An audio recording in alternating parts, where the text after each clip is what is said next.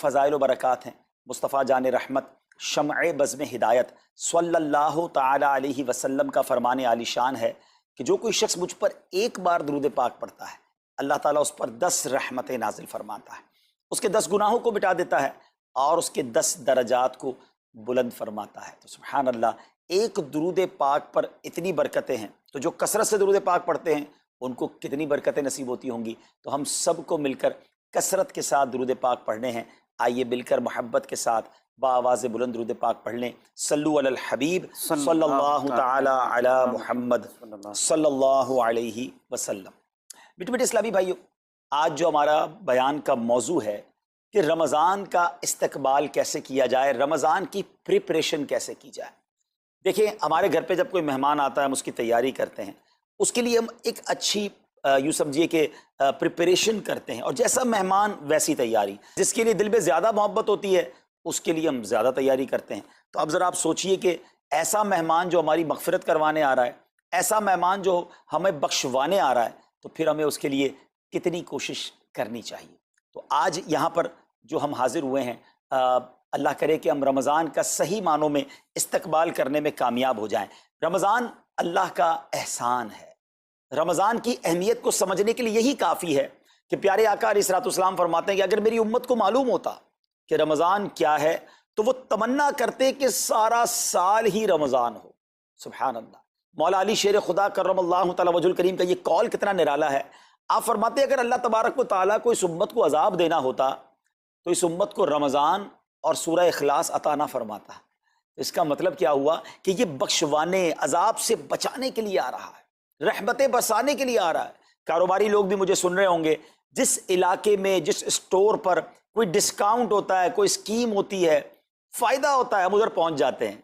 रमज़ान एक ऐसी स्कीम है, रमज़ान एक ऐसा बेनिफिट देता है कि अहदीस में ये मजमून है कि फ़र्ज़ का सवाब 70 गुना कर दिया जाता है, नफल का सवाब फ़र्ज़ के बराबर कर दिया जाता है, शैतान को बंद कर दिया जाता है, जहन्नम को ताले लगा दी जाते हैं, जन्नत के दर खोल दिए जाते हैं। रोज़ादार के मुंह से जो स्मेल आती है, जो बू आती है, बाज़ औक़ात हम कहते हैं यार पेस्ट नहीं कर सके पूरा दिन, मुंह से स्मेल आ रही है।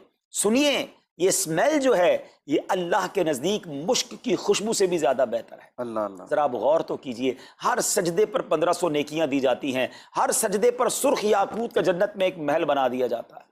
इतनी नेकियां, फिर वो कितना बदनसीब है जो रमज़ान में भी इबादत ना करे, रमज़ान में भी अल्लाह को राज़ी करने में कामयाब ना हो। रोज़ाना इफ्तार के वक्त 10 लाख गुनाहगार बख्श दिए जाएँ, और जनाब हर जुम्मे को जब रमज़ान में जुम्मा आए तो हर लम्हे 10 लाख गुनाहगार बख्शे जाएँ, तो करोड़ों अरबों लोगों की बख्शिश गोया रमज़ान में होनी है। तो फिर हमें उसकी कैसी तैयारी करनी चाहिए, कितना सवाब कमाने के बारे में सोचना चाहिए। लेकिन यहाँ एक और बड़ी इंपॉर्टेंट बात है, एक तो रमज़ान में नेकियां करनी है, दूसरा बड़ा काम ये करना है कि हमें रमज़ान में गुनाहों से बचना है। क्योंकि आदतें तो साथ ही लगी हुई हैं ना, शैतान बंद है लेकिन हमारी अपनी आदतें, जिसकी रोज़ हराम देखने की आदत है, हराम सुनने की आदत है, हराम बोलने की आदत है। ऐसा तो नहीं होगा ना चांद आते ही सारे स्विच ऑफ हो जाएंगे, वो आदतें साथ ही चल रही होती हैं। गौर कीजिए कि रमज़ान में जो गुनाह करता है ना, इसका अजाब भी बढ़ जाता है, इसकी पनिशमेंट भी बढ़ जाती है। ये ऐसे ही है कि कोई मस्जिद के अंदर आके गुनाह करे तो आप कहेंगे ना यार खुदा का खौफ करो, मस्जिद में ऐसा काम कर रहे हो। कोई मक्के शरीफ हरम में अंदर जाकर गुनाह करे तो कितना शदीद हो जाएगा वो। तो रमज़ान जब इतना मुकद्दस महीना है, इसमें गुनाह करना, इसकी पनिशमेंट भी ज़्यादा है। एक बार मौला अली शेर खुदा करमल्लाहु ताला वजहुल करीम ने एक कब्र वाले का हाल देखा, और देखा उस कब्र वाले पर अजाब हो रहा है, और वो चिल्लाने लगा, अर्ज करने लगा, ए अली मेरी मदद फरमाइए, अल्लाह की बारगाह में सिफारिश कीजिए। मौला अली शेर खुदा ने हाथ उठाए, क्या मौला इसे बख्श दे। इरशाद हुआ, ए अली इसकी सिफारिश न करें। अर्ज की, मौला वजह क्या है।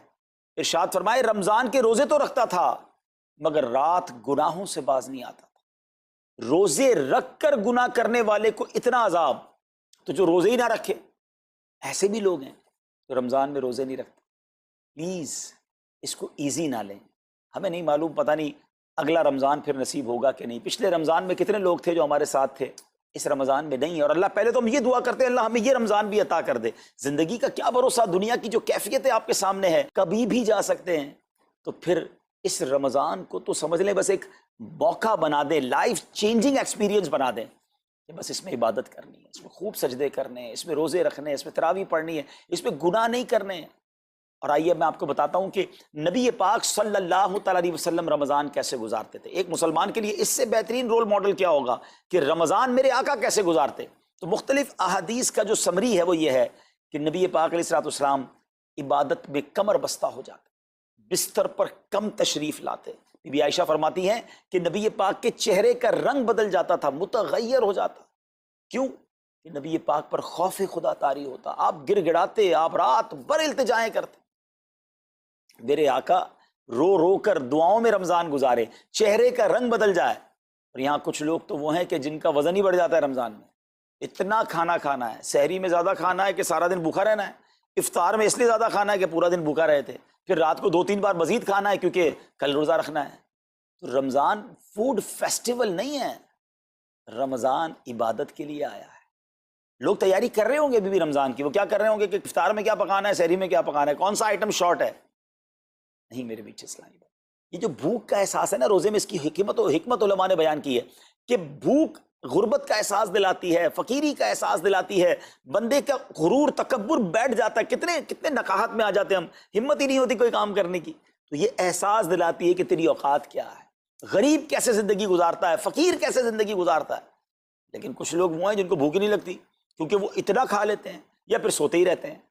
روزے کی حکمت یہ نہیں ہے.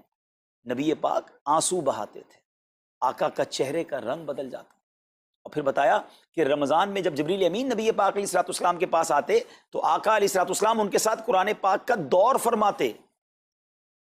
اور پھر ایک اور نبی پاک کا خوبصورت انداز کہ پیارے آقا ویسے تو سب سے بڑھ کر سخی ہیں, مگر جب رمضان آتا تو نبی پاک کا دریائے سخاوت ایسے بہتا تھا جیسے تیز آندھی, بلکہ اس سے بھی زیادہ. اللہ اللہ. یہ 3-4 چیزیں آپ نے میں نے پکڑ لینی ہیں. آقا علیہ الصلوۃ والسلام کے پیچھے پیچھے جانا ہے نا جنت میں, ہم نے بھی یہ کام کرنا ہے. یہ راتیں مانگنے کی راتیں ہیں, التجا کرنے کی راتیں, سجدے کرنے کی راتیں ہیں. ہمیں تہجد بھی پڑھنی ہے, ہمیں انشاءاللہ نوافل بھی پڑھنے ہیں, اور کم از کم قرآن ایک بار تو پورا انڈرسٹینڈ تو کریں نا. تلاوت, ترجمہ, تفسیر کب کریں گے؟ بڑی بڑی ڈگریاں ہیں, بڑے بڑے پاسپورٹ اور جناب بہت سارا سرمایہ ہے, مگر ایک بار بھی قرآن پورا ترجمے اور تفسیر سے نہیں پڑھا ہوگا. بہت سارے لوگ ایسے ہیں. ذرا سوچئے نا. اچھا یہ مہینہ نزول قرآن کا مہینہ ہے, رمضان, اور قرآن کو جو خاص نسبت حاصل ہے نا, تو اس مہینے میں قرآن کو پکڑ لیں. آئے ہائے, اللہ کرے رمضان قرآن کے ساتھ گزرے, ہماری صبح قرآن کے ساتھ ہو, ہماری شام قرآن کے ساتھ ہو, ہم قرآن سمجھنے والے بن جائیں. اچھا میں ایک اور بات بتاؤں آپ کو, مہینہ کتنا پیارا ہے. صرف اس مہینے میں قرآن نازل نہیں ہوا, باقی بھی جو 3 آسمانی کتابیں ہیں نا, زبور, انجیل, توریت, یہ بھی رمضان میں ہی نازل ہوئی ہیں. اللہ کریم نے ان تمام مبارک کتابوں کو نازل کرنے کے لیے رمضان کا مہینہ منتخب فرمایا. اتنا مبارک مہینہ ہے, تو ہمیں خوب اس میں تلاوت قرآن کرنی. اور اب دعوت اسلامی نے کتنا آسان کر دیا, تفسیر قرآن عطا فرما دی, صراط الجنان آسان اردو میں, اور پھر جناب اس کو اپلیکیشن پر بھی دے دیا, اس کے PDF بھی جاری کر دیے, ڈاؤن لوڈ کر لیں موبائل میں. اب تو آڈیو تفسیر قرآن بھی آپ کو دے دی. اگر پھر بھی سنیں نہ, پڑھیں نہ, قرآن سے دور رہیں, تو یہ ٹھیک نہیں ہے. پلیز اس رمضان کو قرآن کے ساتھ گزاری. اور پھر جو نبی پاک کا جو سخاوت والا انداز ہے نا, صدقہ و خیرات کرنا, ہر سائل کو عطا فرماتے, تو یہ بھی ہمارا ایٹیٹیوڈ ہونا چاہیے کہ خوب دل کھول کر خرچ کریں. سب سے پہلے اپنی پوری زکوٰۃ ادا کریں. یہ اتنی بڑی اب بدقسمتی ہوتی جا رہی ہے, ایسا فیل ہوتا ہے دنیا بھر کے تاجران اور لوگوں سے جب ہم ملتے ہیں کہ جس طرح رمضان کے علاوہ بہت تھوڑی تعداد میں مسلمان نماز پڑھتے ہیں نا 5 ٹائم, ایسا لگتا ہے اب زکوٰۃ بھی بہت کم لوگ ہی دیتے ہیں, پوری زکوٰۃ نہیں دیتے, اندازے سے نکال دی, کیلکولیشن کرتے نہیں ہیں. اور یہ بھی فیلنگز آتی ہیں کہ زکوٰۃ جتنی بڑھتی جاتی ہے نا, ہزاروں میں جس کی زکوٰۃ ہے وہ دے دیتا ہے, لاکھوں والا بھی شاید دے دیتا ہے, لیکن جب زکوٰۃ ہی کروڑوں میں پہنچ جاتی ہے نا, تو پھر یہ دل پر بھار پڑنا لگ جاتا ہے, ڈیفیکلٹ لگنا شروع ہو جاتی ہے. بندہ یہ کیوں نہیں سوچتا کہ اگر اللہ پاک نے مجھ پر لاکھوں میں زکوٰۃ ہے, تو اللہ نے کروڑوں دیے ہیں تو لاکھوں میں زکوٰۃ ہے نا. اگر کروڑوں میں زکوٰۃ ہے تو اربوں ہیں تو کروڑوں میں زکوٰۃ ہے نا. زکوٰۃ کتنی ہے؟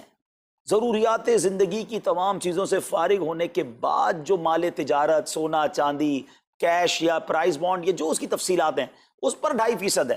میں ایک اور لاجک سے آپ کو بات سمجھاؤں, اگر اس لاجک سے سمجھیں تو زکوٰۃ تو 1-1.5% بنتی ہے. وہ کیسے؟ ہم سب کے گھر نکل گئے, اس پہ زکوٰۃ نہیں ہے. ہماری گاڑیاں نکل گئیں, اس پہ زکوٰۃ نہیں ہے. جن کی فیکٹریاں ہیں وہ فیکٹریاں بھی مائنس کر دی گئیں, جن کی دکانیں ہیں وہ دکانیں بھی مائنس ہو گئیں. اچھا جناب, اس کے علاوہ اگر کرائے پہ کچھ پراپرٹی دی ہوئی ہے اس پر زکوٰۃ نہیں ہے. اگر ان سب پر زکوٰۃ ہوتی، یعنی جو کچھ میرے پاس ہے ان سب پر ہوتی تو کتنی زیادہ ہو جاتی، اور اتنی ساری چیزیں نکل گئیں تو پھر تو اگر ٹوٹل پر لگائیں تو یہ 1.5% ہی بنتا ہے. تو اب جب سب کچھ نکالنے کے بعد تھوڑے سے مال پر 2.5% ہے اور بھی سال میں ایک بار ہے، تو اس کو بھاری نہ سمجھیں. یہ بربادی ہے جو زکوٰۃ نہیں دیتے. یاد رکھیے گا حدیث پاک کا مضمون ہے کہ یہ مال کا میل ہے، جس مال سے مل جائے اس مال کو بھی برباد کر دیتا ہے. بربادیاں آتی ہیں، بے سکونیاں آتی ہیں، بیماریاں آتی ہیں، اور آگے جو دے دیتا ہے سبحان اللہ، اس کے بارے میں حدیث پاک میں آتا ہے کہ اپنی زکوٰۃ دے کر اپنے مالوں کو مضبوط قلعوں میں قید کر لو، اپنے مال کو سیکیور کریں.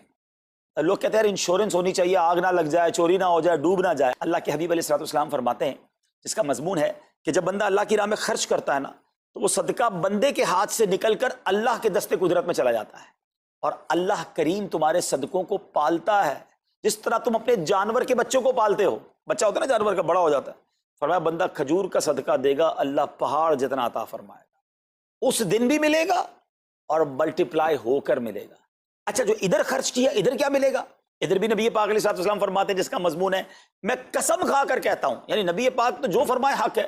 اس حدیث میں تو آقا علیہ الصلوۃ والسلام قسم اٹھا رہے ہیں کہ میں قسم کھا کر کہتا ہوں کہ اللہ کی راہ میں خرچ کرنے سے مال کم نہیں ہوتا. نہ ادھر کم ہونا ہے اور ادھر بھی ملنا ہے، تو پھر تو سودا اب کتنا نفع والا ہے. اور یہ آپ چیک کر لیں پوری دنیا میں جہاں مجھے سنا جا رہا ہے کہ جو لوگ پوری زکوٰۃ دیتے ہیں نا ان کا مال ملٹیپلائی ہوتا ہے، اگلے سال زیادہ زکوٰۃ دے رہے ہوتے ہیں. زیادہ زکوٰۃ کیسے ہو گئی؟ کیونکہ مال بھی بڑھ گیا. تو ادھر بھی بینیفٹ ہے ادھر بھی بینیفٹ ہے، نقصان کا سودا ہی نہیں ہے. پھر چاہتے ہو بلاؤں سے بچ جائیں تو روایتوں کا مضمون ہے کہ صدقہ بلا اور بندے کے بیچ میں آ جاتا ہے. بلا اترتی ہے صدقہ روک لیتا ہے، لڑائی کرتا ہے اس سے، اور بندے پر بلائیں اور پرابلمز اور ڈیفیکلٹیز آنے سے اسے روکتا ہے. تو اگر چاہتے ہیں کہ برائیوں کے دروازے بند رہیں، چاہتے ہیں کہ بری موت سے بچیں، چاہتے ہیں کہ رزق میں اضافہ ہو، چاہتے ہیں کہ بلاؤں سے بچیں، ادھر بھی مال میں اضافہ ہو ادھر بھی خزانے ملیں، تو اللہ کی راہ میں دل کھول کر خرچ کریں. اور یہ مہینہ it's the right month for generosity, یہ بہترین مہینہ ہے سخاوت کرنے کا، کیونکہ نبی پاک کا یہ انداز تھا کہ رمضان میں خوب سخاوت فرماتے. تو غریبوں کی مدد کریں، ایسی مدد کریں کہ چہروں پہ مسکراہٹیں آ جائیں، لوگوں کے دسترخوان اچھے ہو جائیں، ان کے گھروں میں بھی کچھ اچھے کھانے پہنچ جائیں. اور اس میں سب سے بہترین طریقہ یہ ہے کہ اپنے غریب رشتہ داروں کو آپ مدد کریں. اگر وہ مستحق ہے نا زکوٰۃ کے تو حق ہے کہ سب سے پہلے اپنے غریب رشتہ داروں کو دیں. پھر زکوٰۃ بچ جائے تو عاشقان رسول کی عظیم الشان بڑی تحریک دعوت اسلامی آپ کے سامنے ہے، جو دین متین کی خدمت کر رہی ہے. جامعۃ المدینہ ہیں، مدرسے ہیں، بچے اور بچیاں عالم بن رہے ہیں، عالمہ بن رہے ہیں، حافظ بن رہے ہیں، ناظرہ قرآن، اور ان سے کوئی فیس بھی نہیں لی جا رہی. ہزاروں بچے فری آف کاسٹ ہمارے پاس ایکوموڈیشن رکھے ہوئے ہیں جن کو کھانا پینا رہنا دعوت اسلامی نے دینا ہے. آپ ذرا سوچئے یہ امت کی کتنی بڑی خدمت ہے کہ علماء دینا، حافظ قرآن، مسجدوں کے امام یہاں سے پروڈیوس ہوتے ہیں. اور پھر آگے چلیں تو دعوت اسلامی نے اسلامک میڈیم اسکول بنائے دارالمدینہ، پھر سال کی 600 کے قریب مسجد دعوت اسلامی بناتی ہے. میڈیا کے ذریعے جو بے حیائی پھیلائی جا رہی تھی تو مدنی چینل اردو، پھر مدنی چینل انگلش، پھر مدنی چینل بنگلہ. اب بچے مذہبی پروگرام اتنا غور سے نہیں دیکھتے تھے، وہ اپنے بچوں کے آئٹمز دیکھنا چاہتے تھے، تو گناہوں بھرے کارٹونز اور پروگرام سے اور پوئمز سے چھڑانے کے لیے Islamic poems, Islamic cartoons, Islamic بچوں کے پروگرام، تاکہ بچے بھی جو ہے وہ الحمدللہ بچے رہیں. اور اب اس کی کیا زبردست پاپولیرٹی ہے کہ آپ کڈز مدنی چینل کے یوٹیوب چینل پہ جائیں، ہمارا ایک ایک کلپ 10 ملین 12 ملینز میں دیکھا جا رہا ہے. تو کون دیکھ رہا ہے؟ وہ بچے جو گناہوں بھرے کارٹونز دیکھتے تھے اب الحمدللہ اللہ رسول کی باتیں وہاں سن رہے ہیں. پھر آگے چلیں تو دعوت اسلامی جناب یہ دینی کاموں کے ساتھ ساتھ جو ویلفیئر کے کام کر رہی ہے، غریب مسلمانوں کی امداد کا کام، زلزلے اور سیلاب زدگان کی ریسکیو کرنے کا کام، گونگے بہرے نابینا اور معذور افراد کی ریہیبلیٹیشن کا کام، تھیلیسیمیا کے مریضوں کو خون دینے کا کام، 26 لاکھ مسلمانوں کو دنیا بھر میں راشن، کھانا، پانی صرف اس ایک سال میں دعوت اسلامی نے پہنچایا. تو یہ کمال کی آرگنائزیشن ہے. دیکھیں آپ دنیا کی بہت ساری این جی اوز کو جانتے ہوں گے، کوئی مدرسے چلاتا ہے تو مدرسے ہی چلاتا ہے، کوئی مسجد بناتا ہے تو مسجد ہی بناتا ہے، کوئی کھانا کھلاتا ہے تو کھانا ہی کھلاتا ہے، کوئی جناب غریبوں کی مدد تو وہی کام، کوئی ہاسپٹل تو ہاسپٹل. دعوت اسلامی ان ون امبریلا اتنے ساری ڈائیورسٹی کے ساتھ جو دین کی خدمت کر رہی ہے، دنیا میں اس کی مثال نہیں ملتی ہے. لاکھوں لوگوں کو دین بھی سکھایا جا رہا ہے، غیر مسلموں کو مسلمان بھی بنایا جا رہا ہے، بے عملوں کو باعمل بنایا جا رہا ہے، بے پردہ خواتین کو با پردہ بنایا جا رہا ہے، بے نمازیوں کو نمازی بنایا جا رہا ہے، ماں باپ کے نافرمان فرما بردار ہو رہے ہیں، شراب اور نشے کے عادی چھوڑ کر نمازی بن رہے ہیں، تو جہاں مریض ہیں ان کو خون بھی دیا جا رہا ہے، گھر میں بیٹھ کر میڈیا کے ذریعے اور سوشل میڈیا کے ذریعے لوگوں تک دین پہنچایا جا رہا ہے۔ تو یہ کمال کی ڈائیورسٹی ہے۔ تو میں تو سچ بتاؤں، یہ جملہ کہا کرتا ہوں کہ میرے اور آپ کے پیسوں کا نصیب ہے کہ وہ دعوت اسلامی میں لگ جائے۔ تو یہ آپ آگے بڑھیے اور دین کے اس کام میں مزید حصہ ملائیے۔ خاص طور پہ فار ایسٹ میں آپ دیکھ لیں، کوریا میں، ہانگ کانگ میں، اور جناب یہ سری لنکا میں، تھائی لینڈ میں، ملیشیا میں، کتنے جاپان میں، کتنے ملکوں میں دعوت اسلامی کام کر رہی ہے اپنی اپنی بساط کے مطابق۔ اور لیکن ابھی مزید ادارے بنانے ہمیں، ان ملکوں میں بھی بنانے، ان ملکوں میں بھی آگے بڑھنا ہے۔ تو اگر آپ بھی چاہتے ہیں کہ میرے آقا کے عشق کا پیغام، سنت رسول کا پیغام، مسلک اعلی حضرت کا پیغام، نبی پاک کے دین کا پیغام پوری دنیا میں پھیلے، تو وی ہیو ٹو سپورٹ دعوت اسلامی، نہ صرف فائنینشلی، پریکٹیکلی بھی۔ ہمیں آپ بھی چاہیے، خود حصہ ملائیں نا۔ سیدنا عثمان غنی رضی اللہ تعالیٰ عنہ نے صرف مال نہیں دیا تھا، آپ پریکٹیکلی بھی نبی پاک کے ساتھ شریک ہوتے تھے نا۔ تو آپ اپنے عطیات بھی دیں، اور دنیا کے جن ملکوں میں آپ مجھے سن رہے ہیں وہ دعوت اسلامی والوں کے دستوں بازو بنے۔ کمزوری کہاں نہیں ہوتی، ہاں ہمارے گھر میں کمزوری ہوتی ہے، ہم سب مل کر کام کریں گے تو کمزوریاں بھی دور ہوں گی اور ترقی آ جائے گی، اور ہمیں اس کا ثواب بھی ملے گا۔ تو آج میں دنیا بھر میں جہاں مجھے دیکھ رہے ہیں، پلیز اچھی نیتیں کریں۔ اچھا ایک بات اور سن لیں، ہم بعض اوقات کیا سوچتے ہیں کہ ہمارے ملک کا خرچہ مثال کے طور پہ $20,000 ہے، وہ ہم لوگوں نے کر لیا، اب اور چندے کی کیا ضرورت ہے؟ دعوت اسلامی کسی ایک ملک کی نہیں ہے، انٹرنیشنل دعوت اسلامی کے لیے سوچیں۔ دنیا میں جہاں بھی دین کا کام ہو رہا ہے وہ میرا ہے، یہ میں اپنے ملک اور اپنی سٹی کے بارے میں سوچوں گا تو شاید میں بڑا کام نہ کر سکوں۔ آپ کو تو موقع مل رہا ہے انٹرنیشنلی مدنی کاموں میں اپنا حصہ ملائیں، تو دعوت اسلامی کو دل کھول کر سپورٹ کریں۔ ہم انشاءاللہ جتنے عطیات بڑھیں گے انشاءاللہ مزید مدنی کام بڑھانے کا ارادہ رکھتے ہیں۔ اللہ کریم اپنی بارگاہ میں ہم سب کا جمع ہونا قبول فرمائے اور دل کھول کر خرچ کرنا نصیب فرمائے، اور اس رمضان کو ہماری مغفرت کا ذریعہ بنا دے۔ اس رمضان کو نبی پاک علیہ الصلوۃ والسلام کے نقش قدم کے مطابق چل کر گزارنے کی توفیق عطا فرمائے۔ صلو علی الحبیب صلی اللہ تعالی علی محمد صلی اللہ علیہ وسلم۔ بس رمضان کی سب سے بڑی تیاری کیا ہے کہ اپنے دلوں کو صاف کر لو پہلے سے، کہ جس دل میں نفرت ہو، بغض ہو، کسی کے لیے غصہ ہو، کسی کے لیے کیا کیا جذبے ہوں، دل صاف کرنا۔ ہمارے گھروں میں روزانہ جھاڑو ہوتا ہے، یہاں مدرسے میں روزانہ صفائی ہوتی کہ نہیں ہوتی؟ چونکہ دنیا کی اصل گندگی ہے تو جھاڑو ہاتھ سے نہیں چھوٹ سکتا۔ حرم شریف میں دیکھا کیسے چاروں طرف خدام پھر رہے ہوتے ہیں برش لے کر، تو دل پہ غبار ایسے آتا ہے جیسے صحن میں غبار آتا ہے، دل پہ گندگی ایسے آتی ہے جیسے صحن میں آتی ہے۔ تو ہم نے نظام بنایا ہوا ہے، لوگ وہ کر رہے ہیں، وہ روزانہ جھاڑو دیتے ہیں۔ تمہارا دل ایک آنگن ہے، ایک صحن ہے، اس میں بغض، نفرت، حسد، پتہ نہیں کیا کیا گندگیاں آئیں گی اور آتی رہیں گی۔ بچوں ایک کام کرو، جھاڑو پکڑ لو، صاف کرو۔ یا اللہ معاملہ تجھ سے کرنا ہے، لوگوں سے نہیں۔ کسی نے برا کہا، کسی نے غیبت کی، کسی نے گالی دی، کسی نے دھکا دیا، کسی نے حق مارا، کسی نے کچھ کیا، یا اللہ تیرے سپرد، میں نے اپنے دل کو سب سے صاف کیا، میں نے اپنے دل کو سب سے صاف کیا۔ یہ اتنی بڑی عبادت ہے کہ بڑے بڑے نفلوں والے، تہجد والے، حج عمرے روزے والے تمہیں نہیں پکڑ سکیں گے، چونکہ اس کا کرنے والا دنیا میں کوئی نہیں۔ نفل پڑھنے والے تو بے شمار ہیں، عمرے کرنے والے بے شمار ہیں، علماء بے شمار ہیں، حاجی بے شمار ہیں، سخاوت کرنے والے بے شمار ہیں، لیکن اس ٹکڑے کو صاف کرنے والا لاکھوں میں ایک بھی نہیں ہے۔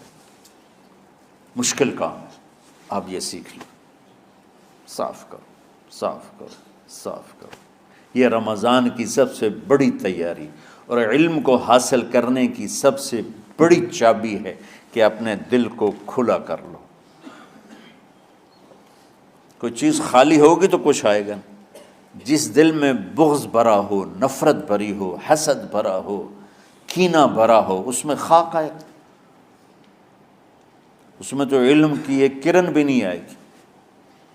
اس زبان سے چاہے جتنے مرضی موتی بکھیرے، دل اس کا اندھا ہوگا. لا تعمى الابصار ولكن تعمى القلوب التي في الصدور. یہ آنکھوں سے اندھے نہیں، دل سے اندھے ہیں. تو بچوں اپنے دل کو صاف کرنا سیکھو. وہ کتنی مشہور حدیث ہے، آپ نے کہا اس دروازے سے ایک جنتی آ رہا ہے. تو ایک انصاری صحابی داخل ہوئے، جوتا ہاتھ میں، داڑھی میں وضو کا پانی. اگلے دن اس دروازے سے ایک جنتی آ رہا ہے. تو ایک صحابی آئے، ہاتھ میں جوتا، داڑھی میں وضو کا پانی. وہی صحابی اگلے دن اس دروازے سے ایک جنتی آ رہا ہے. تو وہی صحابی 3 دن جنت کی بشارت لی.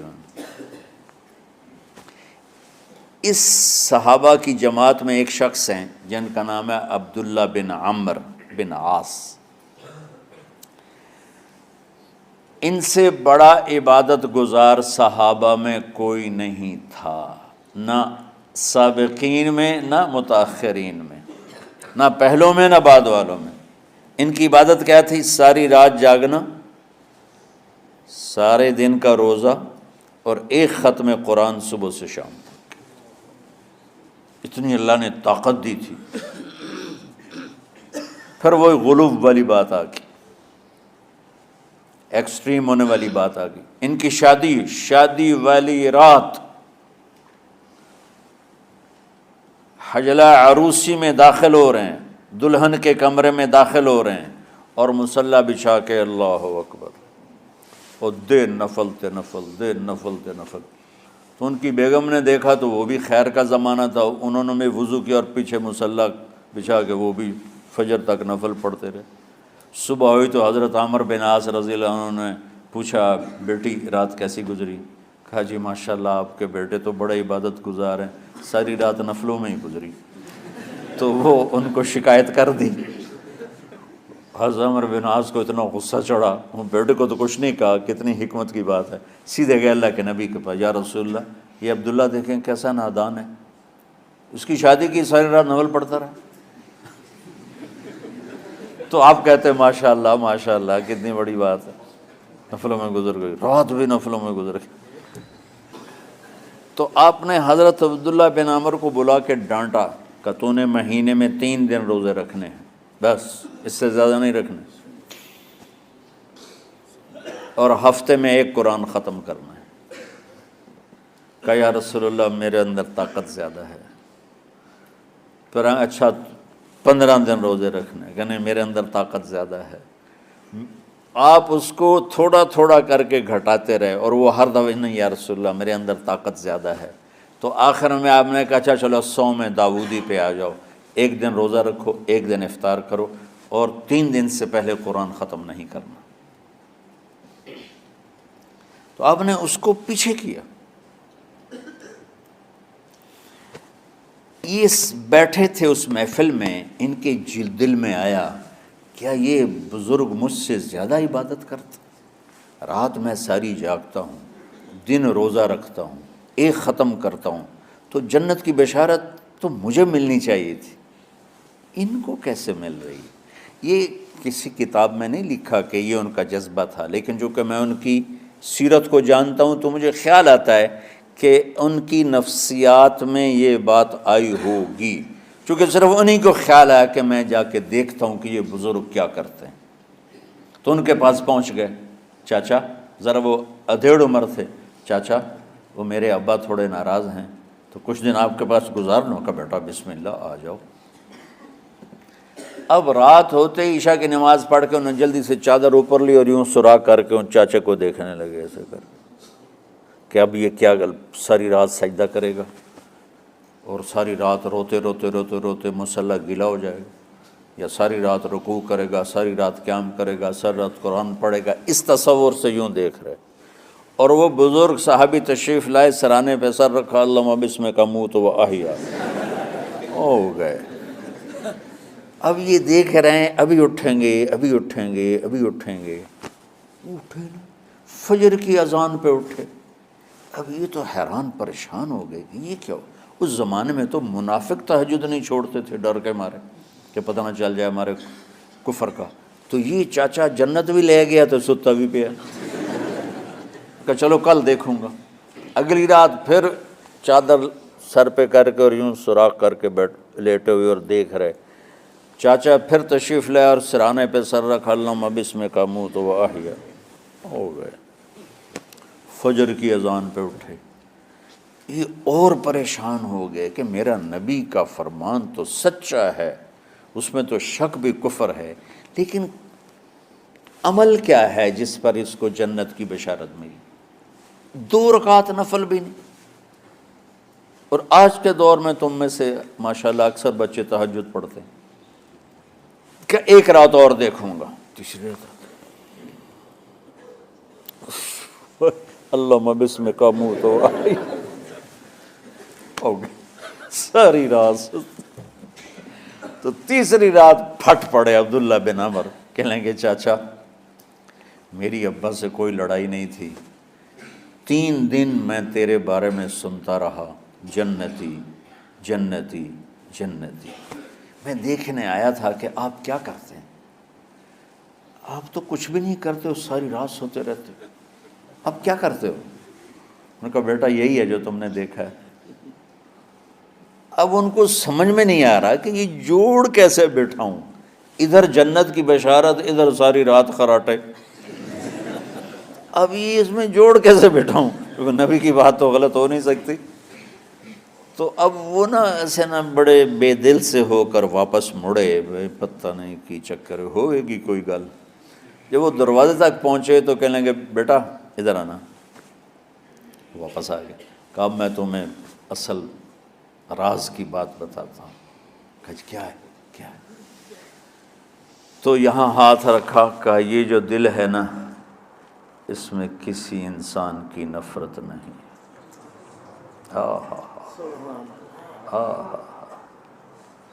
اور جب اللہ کسی کو رزق دیتا ہے، عزت دیتا ہے، مجھے کبھی حسد نہیں ہوا، مجھے خوشی ہوتی.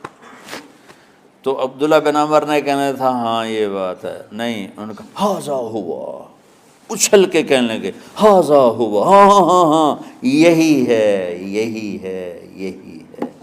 پھر کہنے کہ چاچا پر یہ میرے بس کا نہیں ہے، کون کرے گا یہ؟ اتنے بڑے آدمی ہو کر کہہ رہے ہیں کہ یہ میرے بس کا نہیں. تو بچوں، دنیا میں جنتی بننا ہے اور علم اللہ سے لینا ہے تو اسے صاف کر دو سب کی نفرت سے. سب، اس نے مجھے یہ کیوں کہا، اس نے مجھے یوں کیوں دیکھا، اس نے میرے بارے میں یوں کیوں کہا، اس نے میرے بارے میں یہ کیوں لکھا. جس کی تعریف ہوتی میری کتنی برائی ہوتی. صرف تعریف تو نہیں ہوتی، بھرا پڑا سوشل میڈیا مجھے گالیاں دیں. اللہ کے فضل سے میرے دل میں ایک ذرے کے برابر کبھی کوئی منفی جذبہ نہیں آیا. آئے تو میں دھو کے صاف کر دیتا ہوں. یا اللہ میں نے اپنے دل کو صاف کیا، میرا معاملہ تیرے ساتھ ہے، کسی کے ساتھ نہیں. یہی آپ رمضان کی سب سے بڑی تیاری، علم کے حاصل کرنے کا سب سے بڑا ہتھیار آپ کو یہ نہیں ہے کہ تمہیں کتابیں یاد ہو جائیں، تمہیں اشعار یاد ہو جائیں. تو ساری امت سے کہتا ہوں رمضان کا استقبال کرو دلوں کو صاف کر کے، نفرتوں کو مٹا کے. مذہبی نفرت، دنیاوی نفرت، رشتوں کی نفرت، بول چال کی نفرت، سیاست کی نفرت، لین دین کی نفرت، ان سب سے اپنے دل کو صاف کرو تاکہ رمضان میں اللہ نے علم اتارا، اللہ تعالیٰ آپ کو علم عطا فرمائے. اور باقی لوگ جو عام دنیا میں زندگی گزار رہے ہیں ان کے دلوں میں اللہ رمضان کا نور اتارے اور ہدایت کا نور اتارے. یہ سب سے بڑی تیاری ہے اس کی. اور کسی سے گلہ ہے، غصہ ہے، ناراضگی ہے، کسی سے بولتے نہیں ہو، ابھی سے شعبان آ چکا ہے، آپ شعبان سے رمضان کی تیاری شروع فرما دیتے تھے. تو اس کی تیاری کیا ہے؟ وہ دلوں کو صاف کرو، معاف کرو، معافی مانگو. تمہارا قصور نہیں پھر بھی معافی مانگ لو، دلوں کو صاف کرو. اور اللہ سے سخاوت مانگو کہ اللہ کو سخی بھی پسند ہے اور صاف دل والا بھی پسند ہے.